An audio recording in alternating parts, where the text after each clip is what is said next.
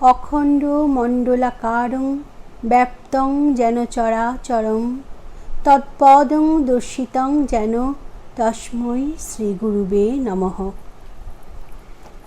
শ্রীমৎ স্বামী সেবানন্দ সরস্বতী মহারাজজির চরণে জানাই শতকোটি প্রণাম।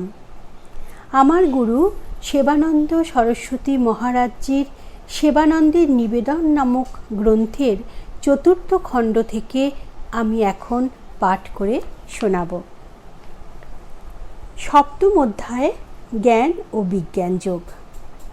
ভগবান বলিলেন, ভূমি, জল, বায়ু, অগ্নি, আকাশ, মন, বুদ্ধি এবং অহংকার, এই অষ্টপ্রকারে আমার ঐশ্বরী মায়া শক্তি বিভক্ত। হে মহাবাহ, ইহা আমার অনর্থকারী বন্ধনাত্মিকা নিকৃষ্টা প্রকৃতি। ইহা ছাড়া আমার আর এক উৎকৃষ্ট প্রকৃতি আছে। আমি জলে রস, চন্দ্র সূর্যে জ্যোতি, চারিবেদে ওঙ্কার, আকাশে শব্দ এবং মনুষ্য মধ্যে পুরুষকার রূপে বিরাজ করি। আমি সমগ্র জগতের সৃষ্টি ও প্রলয় কর্তা জানিও। আমি পৃথিবীতে পবিত্র গন্ধ, অগ্নিতে দীপ্তি, সর্বপ্রাণীর আয়ু ও তপস্বীগণের মধ্যে তপশক্তিরূপে বিরাজ করি। প্রাণীদের যে সাত্ত্বিক, রাজসিক ও তামসিক ভাব উৎপন্ন হয়, তাহা আমা হইতেই উৎপন্ন। আমার এই ত্রিগুণাত্মিকা অঘটন ঘটনপটীয়সী মায়া অতিক্রম করা অতিশয় কষ্টকর। কিন্তু যাহারা ধর্মাধর্ম পরিত্যাগপূর্বক আমাকে আশ্রয় করেন এবং অন্য প্রকার সাধনের উপর নির্ভর করেন না, তাহারাই কেবল আমার এই দুস্তর মায়া উত্তীর্ণ হইতে পারেন, অর্থাৎ সংসার বন্ধন হইতে মুক্ত হন। কিন্তু যাহারা মনুষ্যগণের মধ্যে নিকৃষ্ট, সেই সকল মোহগ্রস্ত পাপকারীগণের বিবেক জ্ঞান মায়া দ্বারা অপহৃত হওয়ায় তাহারা হিংসা ও মিথ্যা ব্যবহারাদি অসুর স্বভাব আশ্রয় করে। হে অর্জুন, আর্তিযুক্ত, তত্ত্বজিজ্ঞাসু, অর্থকরী ও তত্ত্বজ্ঞানী, এই চারি প্রকার পূর্ণ ব্যক্তিগণ আমার ভজনা করেন। এই চারি প্রকার ভক্তের মধ্যে জ্ঞানী আমার অতি প্রিয়। ত্রিগুণাত্মিকা মায়ার দ্বারা আবৃত বলিয়া আমি সকলের নিকট প্রকাশিত হই না, কেবল ভক্তের নিকট অভিব্যক্ত হই। যে সকল পুণ্যকর্মা ব্যক্তিগণের পাপ ক্ষীণ হইয়াছে, তাহারা সুখ দুঃখ ও শীতোষ্ণাদি দ্বন্দ্ব নিমিত্ত মোহ হইতে মুক্ত হইয়া দৃঢ় নিষ্ঠার সহিত আমার ভজনা করেন। সেই সকল সমাহিত ব্যক্তি মৃত্যুকালে আমাকে প্রত্যক্ষ করিতে সমর্থ হন। ইতি সপ্তম অধ্যায়। অষ্টম অধ্যায় অক্ষর ব্রহ্মযোগ। এই অধ্যায়ে অর্জুন ভগবানকে অনেকগুলি প্রশ্ন করেন।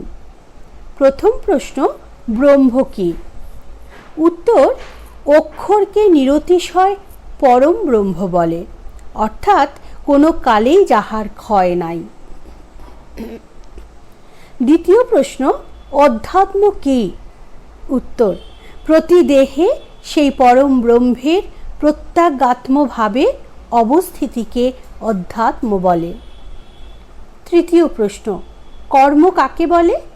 উত্তর, ভূত বস্তুর উৎপত্তিকর দেবোদ্দেশে দ্রব্যাদি ত্যাগস্বরূপ যজ্ঞকে কর্ম বলে।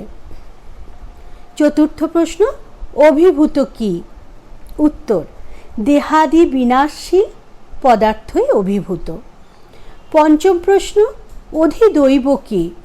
উত্তর, হিরণ্যগর্ভই অধিদেবতা, অর্থাৎ প্রজাপতি, যিনি প্রথম জাত হন। ষষ্ঠ প্রশ্ন, অধিযোগ্য কে? উত্তর, আমি অধিযোগ্য, অর্থাৎ স্বয়ং ভগবান, যিনি মৃত্যুকালে আমাকে স্মরণ করিতে করিতে দেহত্যাগ করেন, তিনি আমাকেই লাভ করেন ইহাতে কোনো সন্দেহ নাই। যিনি একাগ্র মনে আমাকে যাবজ্জীবন নিরন্তর স্মরণ করেন, সেই সদা স্মরণশীল যোগীর আমি সহজলভ্য। হে অর্জুন, পৃথিবী হইতে ব্রহ্মলোক পর্যন্ত সপ্তলোকই পুনরাবর্তনশীল। কিন্তু হে কৌন্তেয়, আমাকে লাভ করিলে আর পুনর্জন্ম হয় না।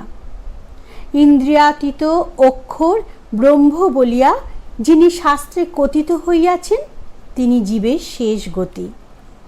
এই অক্ষর বিষয়ক জ্ঞান লাভ হইলে কেহ আর সংসারে প্রত্যাবৃত হয় না। হে পার্থ, সকল জীবজগৎ পরমেশ্বরের মধ্যেই অবস্থিত। অনন্যা ভক্তির দ্বারা সেই পরম পুরুষকে লাভ করা যায়। দেবযান ও পিতৃযান জগতে এই মার্গদ্বয় সনাতন বলিয়া কথিত হয়। দেবযানে গতি হইলে মুক্তি এবং পিতৃযানে গমন করিলে পুনরায় দেহধারণ। উত্তরায়ণকালে মৃত্যু মানে ভগবানকে স্মরণ করিতে করিতে মৃত্যু, আর দক্ষিণায়নকালে মৃত্যু মানে সাংসারিক কামনা বাসনা চিন্তাকালে মুক্তি। হে পার্থ, উত্তর মার্গে ক্রমমুক্তি ও দক্ষিণ মার্গে সংসারে প্রত্যাবর্তন হয়। এই জ্ঞান থাকিলে কোনো ধ্যানযোগী মোহগ্রস্ত হন না। অতএব হে অর্জুন, তুমি সর্বদা ব্রহ্ম ধ্যানে সমাহিত হও। ইতি অক্ষর ব্রহ্মযোগ নামক ৮ম অধ্যায়। নমস্কার, সকলে ভালো থাকবেন, সুস্থ থাকবেন। আর আমার এই প্রচেষ্টা যদি আপনাদের ভালো লাগে তাহলে লাইক, শেয়ার ও সাবস্ক্রাইব করতে ভুলবেন না কিন্তু। জয় গুরু।